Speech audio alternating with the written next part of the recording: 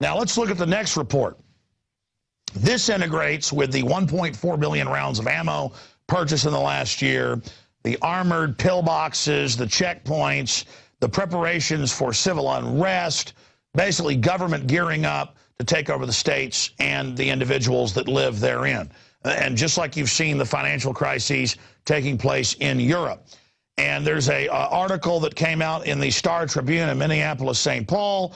We reported on it at Infowars.com. Military Minneapolis drills based around confrontation scenarios. And they've even got city officials saying, this is police state. This is preparing us for martial law.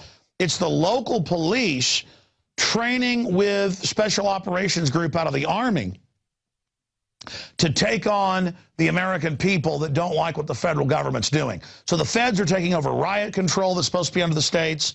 They're taking over everything. And I had Lieutenant Colonel Anthony Schaefer on today, who's been a whistleblower inside the government, and he said, no, there are preparations basically for martial law in this country. Then we've got all the civilian inmate labor camp programs, the Army documents for gun confiscation, re-education. This is all going on. This is on Army websites, and the mainstream media will not report on it. Whether it was Rome 2,000 years ago or Hitler's Germany, when the military starts getting used domestically, you're in deep trouble. Whether it's North Korea or places like Venezuela today, this is really chilling what's happening. And Aaron Dykes covered that last night with the amazing videos of them practicing protecting the Federal Reserve. And I covered that. That's the real government. In 2009, when we protested the Fed, in Dallas and Houston, Ron Paul was down in Houston. I was up in Dallas because I'm here in Austin. Most of you are north, but I'm down here near the ocean, down here near the Gulf of Mexico. So Dallas is north for me.